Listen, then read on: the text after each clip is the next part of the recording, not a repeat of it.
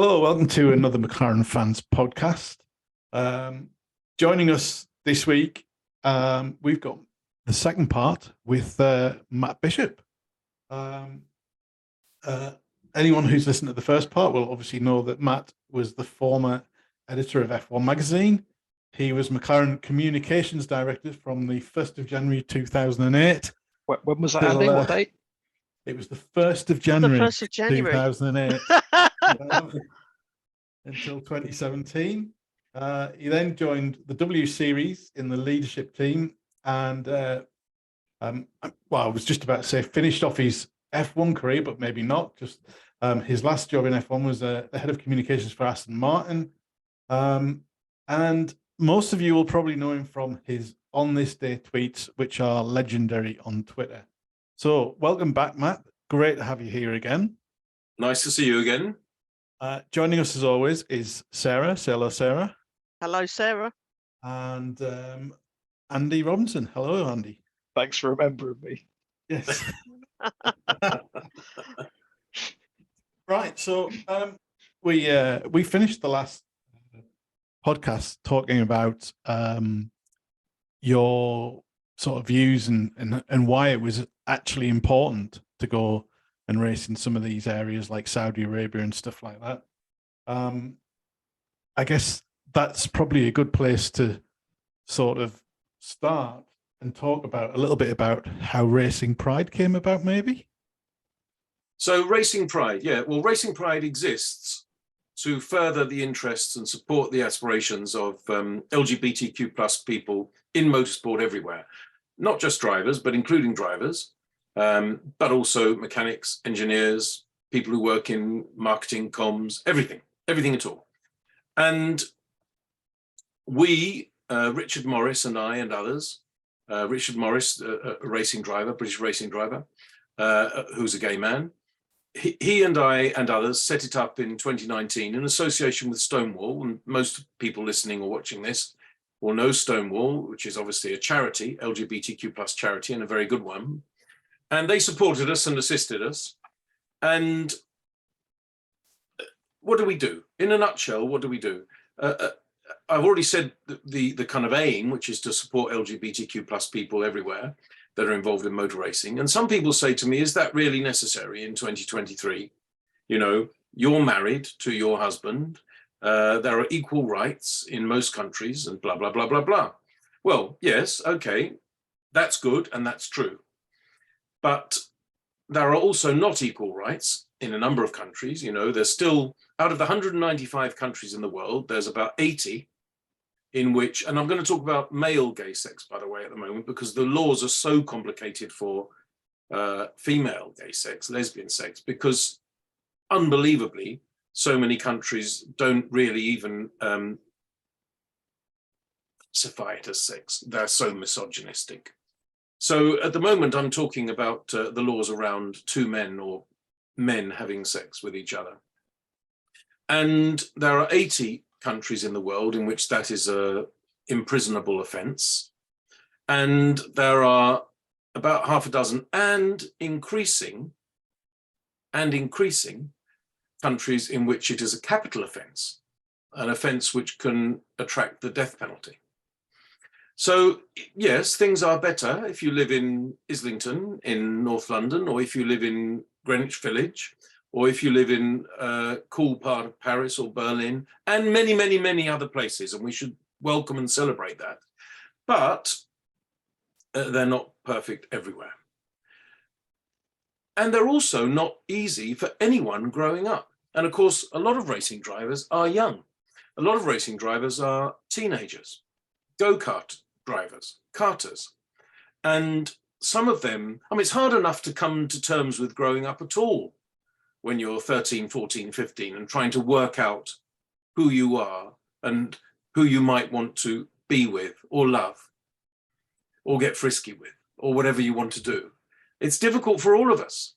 And it's doubly difficult if you're trying to be a racing driver at the same time, particularly when a lot of the people who run those junior kart teams are kind of unconsciously or subconsciously homophobic. I don't mean to damn them all. They're wonderful people. But sometimes I've heard people saying things, the owners of kart teams saying to a 14-year-old lad, "You drove really gay today, son." Now, does that matter? Some people would say, "Oh, don't be so pathetic. Why does it matter?" It matters because it is normalizing the use of that word to be a pejorative. And that matters particularly when you're talking to children. Even if that 14-year-old knows perfectly well that he's straight, knows that perfectly well, you're still normalizing that terminology, which he can use to hurt others. And by the way, what 14-year-old is absolutely sure that he or she is straight? Generally, increasingly now, there's a rites of passage, and people are on a journey to finding out what they want to do, who they want to love, and who they want to be. And being told that kind of thing is very hurtful and therefore distracting to a youngster who perhaps respects and fears, but certainly also respects that team boss. Oh, he just made me feel terrible. I must be terrible. And what it actually does is make this sport, the sport we all love, seem unwelcoming to people of different demographics, unless you're a white heterosexual male. Now, I've worked with Lewis Hamilton. He is heterosexual and male, but he's not white. And he's done a huge amount for the people of color community in terms of making Formula One and motor racing in general appear more welcoming.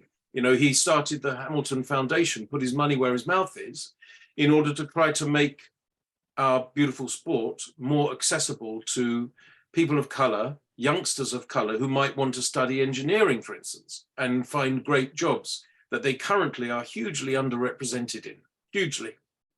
And I've also worked in W Series, where the drivers are all women, and some of the people of color as well, and some of them are also LGBTQ+. And I think that's been a great thing that I was involved in. It wasn't Formula One, but it's a great thing that I was involved in, working to try to break down those barriers and help those female drivers get a chance that they weren't getting before. And then the other aspect of the minority that I'm talking about, which is LGBTQ+ people, there are LGBTQ+ people in Formula One. Still, most of them are closeted, hidden, secret. When I arrived 30 years ago, I was known as the only gay in the Formula One village. And of course I wasn't. Everyone else was hiding, closeted, hidden, secret. But I did encounter some homophobia back in that time. One particular driver used to call me, can I use this word? Yeah. Fat faggot, he used to call me, the fat faggot. I've lost a bit of weight since then, actually. I'd say the fat doesn't apply. No. Well, thank you. Thank you. I'm not. Nobody's ever called me Twiggy. I'm not that thin, but and I'm a bulky guy, and I work out, and I lift weights, but I'm not very fat.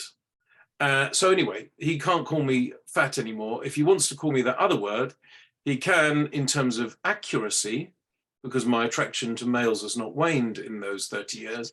But actually, I still think it's rude and unacceptable. Perhaps he wouldn't say it now. He's not involved in the sport anymore. Perhaps he wouldn't say it anymore, because hopefully he's gone on a journey in these 30 years as well, and perhaps has learned that that's not an acceptable way of addressing people or behaving. Anyway, let's hope so, Matt. let's hope so. But One of the nonetheless, one of the nice things about Racing Pride, Matt, is it normalizes LGBTQ+ going to racetracks. It normalizes there being us around. I still go to Silverstone with my boyfriend, and we hold hands. There's always that look from the 30,000 people around you, like, there are gays here. And it's true. So Racing Pride actually makes it more normal for LGBTQ+ to be at racetracks, enjoying racing and enjoying fast cars. And that's a great thing to have happened. And I'm pleased you say that, and I'm pleased that you do feel welcome, but I'm sorry, obviously, that you get the looks. I mean, why do I say the things I say on Twitter and stick up for LGBTQ+ people, and why do I tweet about it, and why do I why am I an active member of Racing Pride? I am because I'm 60. I've been in sport for 30 years. I've been incredibly lucky in my career, incredibly lucky. And it feels right to perhaps, the phrase I always use is to stick up for people who perhaps feel they're a minority, whether they're a terrified gay boy in Saudi Arabia, or whether they are someone who works in a factory in Liverpool and just doesn't feel comfortable because of the nature of his mates, or they go to a public school where, people like Boris Johnson pour, scorn upon them, and they have to lie, and so on and so forth, or whatever other reason there may be for people not being comfortable to come out. And by the way, it's wonderful to come out, but you can only come out if you want to come out. And I think that Racing Pride has helped people come out, particularly engineers and mechanics, because marketers and PR people and journalists and so on and so forth, it's becoming now increasingly kind of okay to be gay, to be LGBTQ+. But still, for a mechanic or an engineer, it's still not quite so easily accepted. And again, I think it's not aggressive, proactive homophobia. I think it's just, the management of the teams thinking, well, they can't be gay, they're mechanics. Whereas, graphic designer, yeah, okay, he's gay, yeah, I can understand that, yeah, that's fine. So, but all these people are part of the teams. And I've worked quite a lot with engineers and mechanics you don't approach them. It's not up to me to help someone come out. But if somebody approaches me or sends me an anonymous email, not from their Red Bull or their McLaren or their, Mercedes account, but from their Gmail account saying, look, I'm not going to say my name, but I work for McLaren, or I work for Red Bull, or I work for Mercedes, and I know who you are. And I struggle with the fact that I am closeted because I've worked for the team for 19 years. And I can't come out now because it will make out that I've been lying all this time. But actually, I'm now married to my male partner, same-sex partner. And I can't take him to the Christmas party, even though the others take their wives and girlfriends. And I feel terrible about it, and I'm leading a double life. And one of the things we do as Racing Pride is go into the teams and explain that. And we say to them, do you want your brilliant mechanic or your brilliant engineer or your wonderful designer or your clever aerodynamicist to be laboring under that degree of unhappiness and distraction? Because, if you let him do that, he will produce suboptimal work. So if you actually make your company, your team, your Formula One team welcoming, you have to make a bit of an effort. If you make it welcoming to LGBTQ+ people, you will minimize mistakes. You will make the work they do better. You will make your car go faster. And you have to incentivize people. And when they see that, they say, yeah, okay, right. Well, we will now do a partnership with Racing Pride. So Racing Pride, obviously I was at Aston Martin, and I made sure that Aston Martin did have a partnership with Racing Pride, which it still has, the first team that ever did, then Alpine, and others will follow. Matt, you used the phrase there, suboptimal. Now, is that Ron speak? Matt is Ron speak. Yeah. Of course it is. We all know of course it is. But suboptimal is a wrong word. Yes, it is a wrong word. But it's a good word. It explains that something isn't perfect in a way that doesn't attach an angry value to it. So it's quite a good word. I mean, there's lots of words that Ron uses that are not good words. I mean, Ron derides people for speaking gobbledygook, except he doesn't say gobbledygook. He says gobble-goo. And that's gobbledygook, Ron, actually. Sorry, mate. Yeah. So are you going to admit, Matt, that Ron Speak was really in a lot of his, press releases and things like that? Were you Ron on some of those? Yeah, probably. But I mean, he does naturally do that. The thing about Ron Speak, it isn't really long words and complicated syntax. It's just, if you ask me a question, if you say, should we go to Saudi Arabia, as you did in the last podcast, I will begin to answer and give my reasons why I think a certain view. Ron would answer it like this. And by the way, I won't do the delays as long as he would do them. The delays, the pauses are minutes. And people will we'd need a third podcast if you did that. If you said, should we go to Saudi Arabia? He would go, wrong question. Ask me. No. Okay.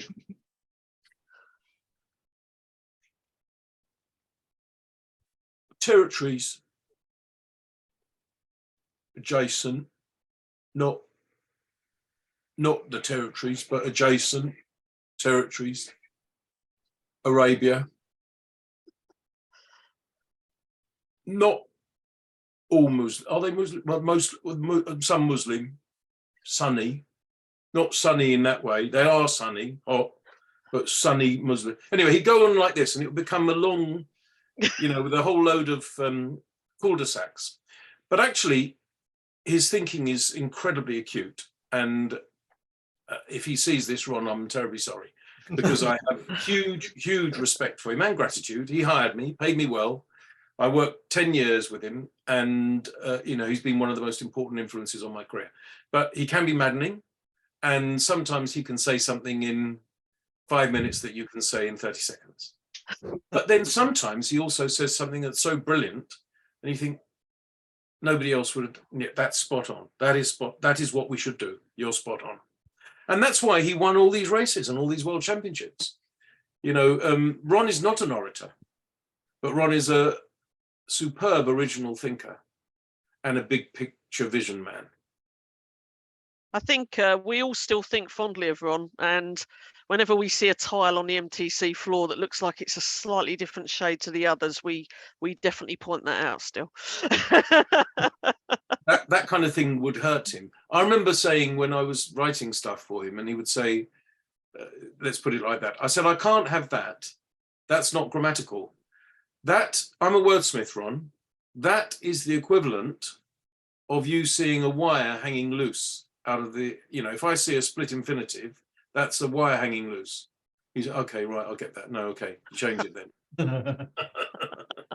Brilliant stuff.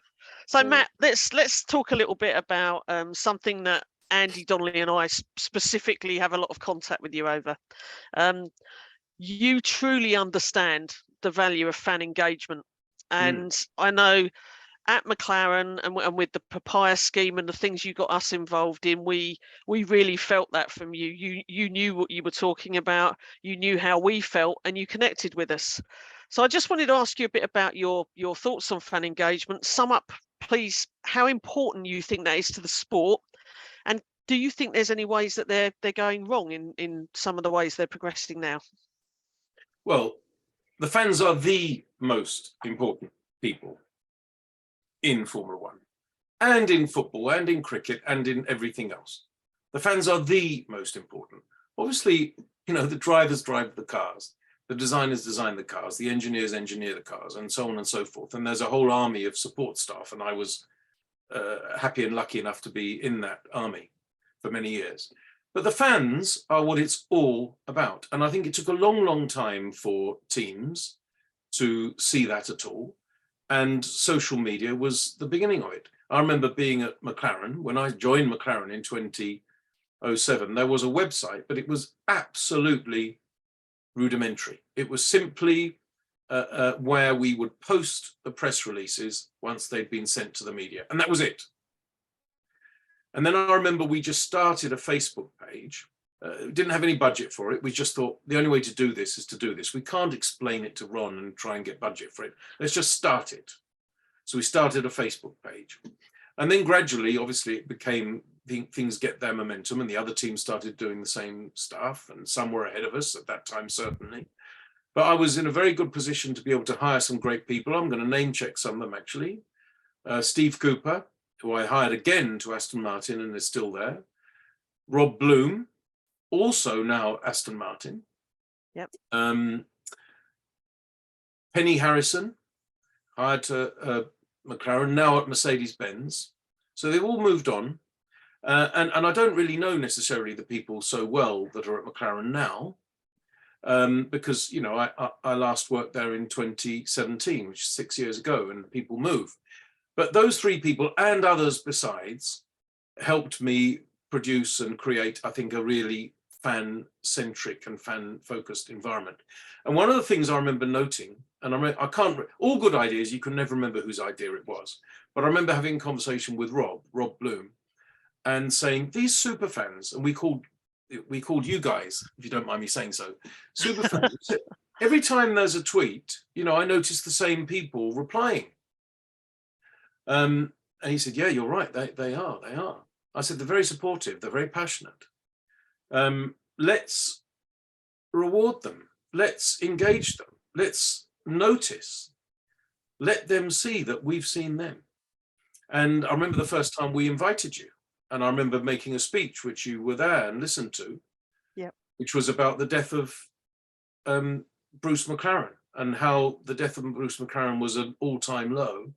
And yet from that all-time low grew the mighty McLaren that you and I have all worked for, loved, blah, blah, blah, blah, blah. And you were all absolutely over the moon. I remember the looks on your faces when you realized that you had been invited to visit the McLaren Technology Centre. And then the looks on your faces when I surprised you by bringing Kevin Magnussen in to see you. Do you remember? Yep, yeah, I do. and there was, I realized that these people, real fans, these are the people who are the most important people. And here we are, all these years later. What year would that have been? 2014, I think. I think it was, yeah. Yes. Yeah, because Kev was the driver then, and he only raced in 2014. He was a race driver that year. So that's 9 years ago. Here you all are still. And, you know, and I'm still on your podcast. Not that I work for McLaren anymore, but I'm still on your podcast. And I realized that there was some real value. I mean, let's be honest, marketing, comms, PR value in that. But there was also something else, which is it's the right thing to do. It's the right thing to do. And fans are incredibly important. And we continued that, obviously, with the same people that I hired, brought them on. Then so Rob and Steve, who are still at Aston Martin, and now Aston Martin do it. And probably everybody does it, as far as I know. But I think it's incredibly important. And by the way, it's also commercially very important. What pays for motor racing? Sponsors. Yep. Sponsors. Why are they doing it? Because they want you, I don't just mean you, I mean the fans, the world, to buy their products. If it's a case of a B2C, you know, business to consumer product, they want people to be enjoying and seeing their products. Or if it's B2B, still, they want to be talked about in the right way. And the engagement of superfans is something that is not a charitable act by the team for the fans. It is the correct mutual engagement that supports and sustains both entities. That's really, really good to hear, Matt, because the times you mentioned were very special to us. And, you know, it just feels incredibly personal when you describe it like that, because they were big moments for us, and there'll be big moments for any other fans who experience them as well. So thank you. Yep. You're most welcome. And I loved it. By the way, those days were great days for me. You know, when I saw, of course, it's nice to stand up and tell a story and introduce you to a Formula One driver and see everybody's face smiling. I mean, that's much better than going to a budget meeting with the CFO.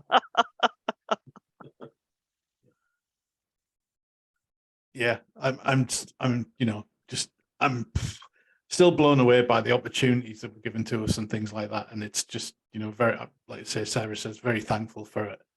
And I always say we should make some badges. We survived the Honda years, because that's Yeah. the way. That's the way as fans it felt like that. They were tough times, you know. And that was the worst part of my career, you know, because, you know, McLaren Honda was such a legend with the yes, Senna Prost years, winning 44 Grand Prix out of 80. That's the stat. It's pretty good, isn't it? it's pretty good, yeah. Pretty good, pretty good. And we had high hopes. And then I remember going with Sam Michael. Remember Sam Michael? He was our Yep. team director. Now gone back to live in Sydney and doesn't really work in motorsport anymore. Lovely guy. I'm still in touch with him. I still WhatsApp him regular. Anyway, and we were good friends. And I remember going to the Honda factory, which was a brand new, huge factory in Japan. And I think that was about 2013, 14. 14 we went. And he said to me, obviously he's an engineer, but I know my racing. And we looked around and he said, this won't be ready, really. Well, it won't be competitive. It might be competitive by about 2018, maybe. And he was right, wasn't he? Because there were 3 bad years, 2015, 2016, 2017, when actually the fault wasn't only Honda, the chassis wasn't great either, but nonetheless, Honda wasn't, I think the word is suboptimal, isn't it? Honda was suboptimal. So was the chassis, but nonetheless, Honda was also suboptimal, and the results were very, very suboptimal and embarrassing and upsetting. And then, of course, what's happened now? Well, the most dominant team in the world is using their engine, Red Bull, exclusively. Yeah. So Sam was right. It was going to get there, but it wasn't just ready. It needed more time. And actually, I think I slightly lost control of the comms at that time. Eric Boulier was very upset about it. Jonathan Neal was very upset about it. Obviously, neither of them works for McLaren anymore. Neither of them works in Formula One. And they were, you know, it was very difficult to get people to be publicly collaborative once it was clear that the results were going to be so bad. Then you had Fernando, who brilliant driver, but you know, on his deck chair, and then you had him talking about GP2 engine, and it was very difficult. He knows what he's doing, great driver. Actually, I loved working with him, but he was always, you know, he knows what he's doing. He knows what he wants to say, and he knows the effect he wants to have. He's a very sophisticated man in every way. But it was difficult. It was very difficult. Very poor performance does make comms very difficult.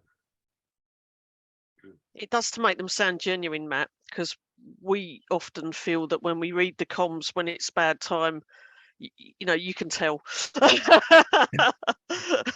It's honestly, you're sitting there thinking, what can we say? What can we say? I don't just mean in the press release, but in that as well. But what can we say? What are we going to say when we get to the next race? What mood are we trying to, you know, and you end up saying things like, progress is not always linear. You know, you might take a step back before you take 2 steps forwards, but everything's basically going in the right direction. But even as you're saying it, you're thinking, I hope I'm right. I hope I'm right. Because of course the engineers are nervous, and they're trying to, you know, save their skins. So they want to say the right things, and it's very, very tricky, very tricky. So you touched there upon sort of driver relationships and things like that. Now, as fans, we've all got our favourite drivers that we've had over the years. Jenson. Well, Sarah, you know. But you know, as somebody who works in a team and you've worked alongside a lot of drivers, has there been a particular standout for you? Somebody who's been really easy to work with, and maybe on the opposite side of that, somebody who's been completely the opposite. So I've been so lucky. I've worked with 4 world champions. Amazing, isn't it? I've worked with 4 world champions: Lewis Hamilton, Fernando Alonso, Jenson Button, and Sebastian Vettel. All magnificent drivers. I've enjoyed working with all of them. Of the 4, I would single out Lewis Hamilton and Sebastian Vettel, and I'll tell you why. Lewis Hamilton, because, you know, people used to say, who do you think is the greatest driver of all time? And I would always say I couldn't separate the three. I couldn't separate Fangio, Juan Manuel Fangio from the 50s, Jim Clark from the 60s, and Ayrton Senna from the 80s and 90s. But I think now, with his magnum opus of 100+ Grand Prix wins and 8 World Championships, you saw what I did there. Yes. Yes. I think you can't take him off that joint first place. You can't. And I would put him there. A lot of people slag you when you say that. How, you know, why are you not putting Michael Schumacher there? All these people are great drivers, obviously. This is my personal opinion. And I think that Lewis Hamilton is up there and deserves to be the joint best. I also think he's a remarkable person. I loved working with him. You know, he's sometimes difficult, nervily brilliant. You know, I imagine that if the 4 of us had been sitting down making a movie in the 1950s, we'd have wanted Marilyn Monroe in our movie. Why? Because she was box office and she was brilliant. Would she have been the easiest to handle? No, but we'd have still wanted her because she'd have made our movie successful. That's why you want Lewis Hamilton. That's why you want Fernando Alonso. That's why you want all these people, even though they're not necessarily the easiest people. So Lewis is that, but he's also, I think, grown into a remarkable person. He's 38 years old. And I think what he does off track, he's a straight man, and yet he embraces LGBTQ+ equality. He wears a rainbow themed helmet in countries in which gay men would be put to death for having sex. He does that as a straight man. I think it's remarkable. I think he's a great man. I think he's the greatest driver I've ever worked with on the track, and he's the greatest driver I've ever worked with off the track. And I'd say Seb as well. We talk about allies. Seb is an ally. You know, Seb is a straight man, married to a woman, 3 kids. And I remember when I started working with him in Aston Martin in 2021, and we started talking about the kind of work that he might want to do, comms work, media work. And he said, I want to make a difference. I want to do stuff that makes a difference. I've been doing all this kind of normal stuff, talking about tire degradation and front locking and understeer. Well, I said, you will have to do a bit of that, I'm afraid. He said, yeah, I know, but can we do something that makes a difference? So we put together our program, he and I, helped by Steve Cooper, Will Hings, other good people, and who are both still there, by the way, Aston Martin. And we won an award for it. The race website gave us an award, which was for the Sebastian Vettel comms campaign, and they called it the most inspiring campaign in all of motorsport for the year. So I was very pleased and proud with that. But really, it was him. I remember the first time we did an LGBTQ+ one, which is when it became clear that in Hungary they'd passed legislation recently that was disadvantageous to the LGBTQ+ population there. And I remember him just saying, this is wrong. I think it's completely ridiculous that anybody should tell anyone who they should love, they should have sex with, and how they should live their life. So I'm going to say that. And then his famous Same Love rainbow T-shirt, his rainbow sneakers. He knew exactly what he was doing. He made sure he was photographed. And then he said the right things when the media asked him about it. And then he did various other things. I remember him saying, I can't believe I was in the factory. It was in Silverstone.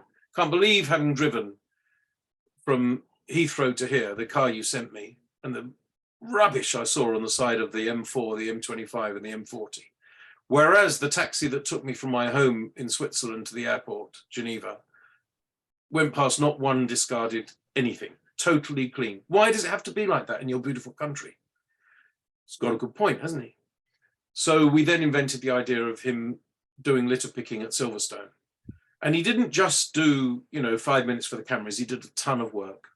He did a ton of work, back-breaking work, leaning over, having just driven a Grand Prix, not a full Grand Prix, the car packed up after 40 laps, but anyway, as near as damn it, a full Grand Prix.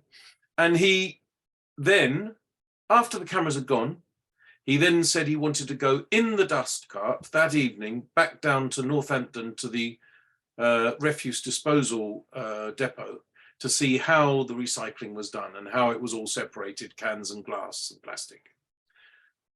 What a man, eh? What a man. Amazing. An amazing person. And there are people who have reached out to him fans of his for help, people with mental health issues. And the way he's responded has been incredible. Not necessarily always publicly, you know, just doing something, taking his time, using his effort to try and make them feel better. And that's the thing about the platform that superstardom gives you. You know, you earn a load of money, you get a load of glory, you win races and world championships.